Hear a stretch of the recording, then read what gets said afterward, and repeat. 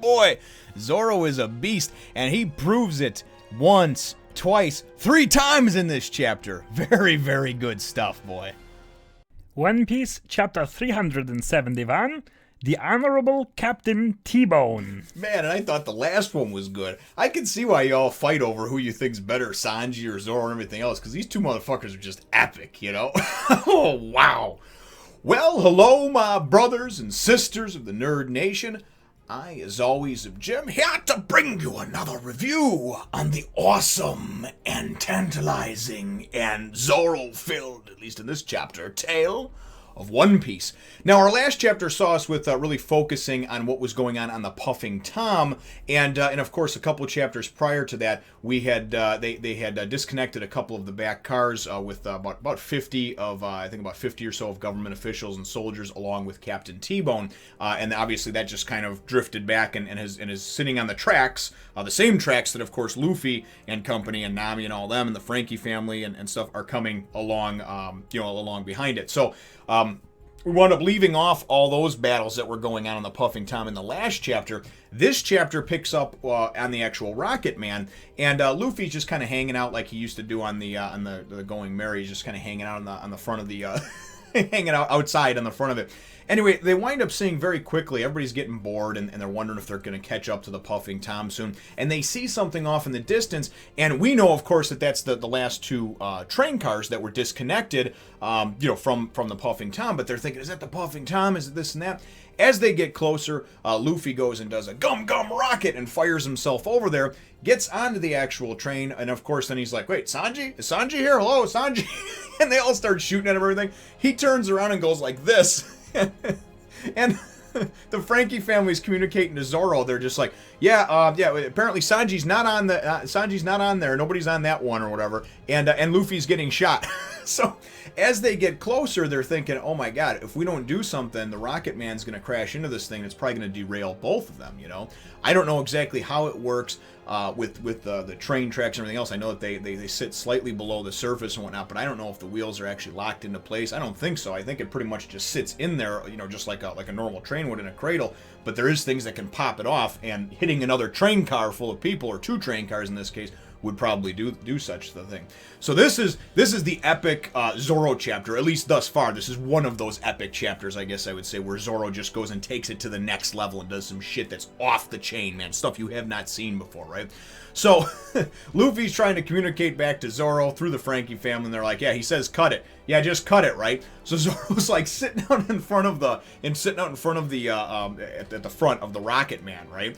And by the smokestack in front of it and everything. And then there's just this beautiful 2-page spread where he goes and it says cut it in 2, and he goes 2 sword style, Castle Gate. And he just goes and slices that mother trucker right down the middle, as you can see over there. And I love how this is drawn. You've got all the guys standing here, all the government officials to both sides in the train car, both standing like, oh shit. Because all of a sudden the train car they were in just got cut in half. Not 1, but 2 of them, right?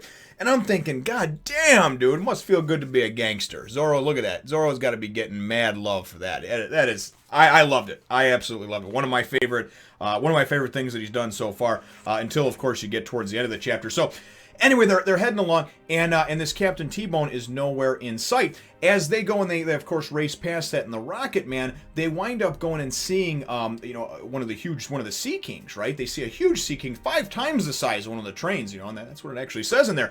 And the thing is cut in half. And I'm thinking, what the hell? Zoro didn't cut that one, And I'm thinking, what, his slashes go out and everything else. But then it popped into my head, and I'm like, they didn't show Captain T-Bone in the cars. Captain T-Bone somehow or another must be further along, and this dude we know is bad, is a bad mother.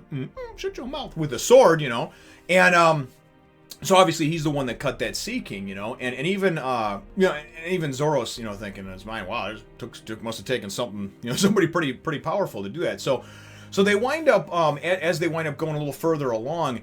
You wind up seeing in the distance, you see Captain T-Bone, right? And this dude, first of all, again, reminds me of Sir Daniel from Medieval, just the way he is drawn and everything else. Very cool, very unique looking character, and but he looks like a rotting corpse. You know, he looks like something that just come back from the dead. And the dude's cool with his armor and everything else and his sword. So obviously he's the one that cut the Sea King. And this dude looks like he's walking along the tracks or running or whatever. And the whole time he's talking about how he must get back to the Puffing Tom and deliver justice and this and that. This guy's very much, he's a government man, you know. And for better or worse, whether you love or hate the government, there's people that are so dedicated to their job and they believe in that. And that's good, trust me. You need to have people like that, parents, social workers, teachers. You need to have, whatever field is, you need to have those people that really just believe so much in the job that they're doing. I've always had trouble doing that. I'll have a job and it seems very, very good, and then after a year or two you start to find out some of the kind of shady or gray area type things that the company you represent does, you know, kind of the backroom dealings type of things. And I don't believe in it then anymore, you know. And so I understand that side of things, you know. But I have seen and met and still know many people in my life, some family members of mine even, that are just so dedicated no matter what. It doesn't matter if they're treated poorly or unfairly, or if they believe that the system is corrupt. They believe that they can make a difference, and those are the people that ultimately will make a difference in the world and have made a difference, you know, at least in my opinion. So this guy is very much, again, whether you love or hate the government or you're indifferent about him, this guy is still very much, he's about justice, bringing people to justice. He wants to get back to the Puffing Tom. Nico Robin is on there. As far as he's concerned, she's this outlaw, and she's somebody that needs to be brought to justice. So this guy is very, very much the pounding on your chest, you know, for justice, right?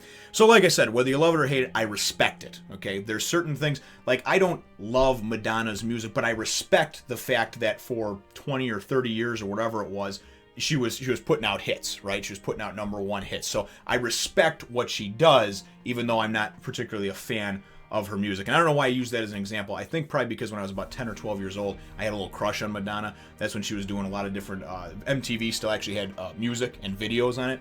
And music videos were becoming popular, and many of Madonna's were very sultry, sexy, where she was dancing around in some sort of lingerie or what have you. So, you know, anyway, I don't know why I got off topic on that one, but love Madonna. So, not anymore, of course, you know, I love my wife, but, you know, and especially if she's watching this, so, but I don't think she does anyway. So then the next thing that winds up happening, as they wind up getting closer and they see Captain T-Bone, and he turns around, of course the Rocket Man's coming towards him, and he quickly, you know, deduces and figures out that, okay, this is a Puffing Tom, but it's not the Puffing Tom, you know, it must be something else. And it's kind of cool, because as this is all happening, I can't wait to see it in the anime, because I have no idea how the storm, the Aqua Laguna, the racing on the tracks, how they're, like, communicating everything, but it's cool, right? How this is all handled, it's cool. And what winds up happening is that Zoro is going to go and he's going to take care of Captain T-Bone, right? And he's got to keep it, because otherwise they're going to cut him in half, you know? And you got the Frankie family. The Frankie family actually referred to him as Captain Ship Slasher, right? He's, he's obviously from the, with the Navy and this and that, and that's what he's referred to as. It's kind of his nickname, is Captain Ship Slasher, because he can just take out a ship with a single swing. Now, who does that remind you of? Maybe Mihawk from way back in the Baratier arc. But anyway, still, nonetheless, very, very cool. So as they go and they kind of both gear up to go towards one another, and, you know, Zoro goes and he's about to get his shit on, and they're going at it, and then all of a sudden, boom, you get this nice double-page spread over here, and you get him. And what happens is Captain T-Bone, it looks like he's using Bird of Prey, right? And then he goes and he's like, what? He predicted my move. And you get, and Captain T-Bone, that's like his oh shit. And look at right there. That's his oh shit face, right? And then this courageous talons. And I know some of these things get lost in translation, and maybe it was called something else in the scanlation version that you read or whatever. So that's why I don't get too excited when I read the name, because courageous talons to me, hey, it sounds cool, right? Birds of prey, courageous talons, whoosh, you know, coming at him. And he winds up taking out Captain T-Bone, as you can see over there. Knocked the funk out, whites of his eyes, knocked off the ship into the water. And I like this too, because you wind up getting, there's a nice thing at the end here too, you know, and everybody's freaking. He beat the Ship Slasher and this and that. And what he says, he's like, chasing after the sea train through a storm, how admirable. But we can't stop. And that's Zoro. This is Zoro's honor part right here that's coming in, right? And he's like, I'm sure your burden of justice is heavy. So Zoro's trying to say, I understand where you're coming from. It's kind of like on Skypiea, where after everything that was happening with God, I forget his name now for the life of me, but the Shandian guy that just Wiper. After everything that happened, right, and all the times he had attacked them and everything else and whatnot, Zoro was still the one that was kind of like, listen, I'm sure he had his reasons. I don't understand his reasons, and that's kind of where we all need to get to in the community, in the comments. Usually things are pretty cool over here, but I'm just talking in general in the anime and manga community, is that you have to be understanding of other people. You can disagree with somebody, right? That's fine.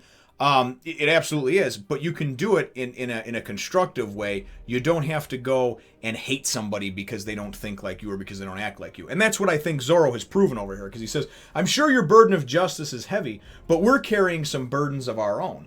And then obviously they're excited, all right, go Rocket Man, enemy's close. We're gonna send that pigeon guy flying. That's all Luffy at the end of it here. But I like Zoro, and I like his sense of honor and justice, and I like the fact that he's like, hey, listen, dude, we didn't see eye to eye on this one, and yes, I got the better of you, but instead of me rubbing it in your face and going, screw you, I'm better, I'm right, you're wrong, that sort of thing, he's basically like, I'm sure your burden of justice is heavy. So I like that. I respect what you do, even though I don't agree with it, and I'm not on the same, I'm not on the same wavelength, I'm not in the same camp, whatever, So, and if we can all remember things like that, obviously, and not even just here, just in regular life in general, it's one of the things that I have learned in my many years on this planet, is that, many times I was so one-sided with things that I couldn't even open my mind up enough to understand the other person's perspective. And still, you could still not agree with it, that's fine, but I was so pig-headed at times that I just would only look at it this way, And that's why I encourage and I ask questions, because I want to know what other people's opinions are. Bottom line. I want to know, I want to interact with you, and I want to know what your opinion is, because someone that reads a particular chapter may get a certain, sense or certain feeling out of it. Another person that maybe their path is a little different, their outlook's a little different, they may look at it a little differently, But at the end of the day, we're all fans, right? We're all fans. We all enjoy manga. We all love these series that we read, and we all can get along and just kind of, agree to be different, but at the same time, just kind of, talk about, celebrate our differences, I guess would be the thing that I'm trying to get at there. So anyway, I don't want to get into too long of a tangent or speech. That's how the chapter ends, though. Very, very cool chapter. And my chapter question is, and I don't want to get in trouble with this one over here, but who is your favorite? Who do you like, Zoro or Sanji? And you can put why. But if you could remain spoiler free on maybe like as to future events that either one of them do, I'd appreciate that. But who is your favorite, Zoro or Sanji, and why? Leave your answer to that question in the comments down below. Feel free to hit the thumbs up, the like button if you should think that I deserve it, and subscribe if you haven't done so already. We will look forward to catching all of you in the next Fun Nation. Remember to follow me on Twitter, Facebook, Instagram, and even my other channels.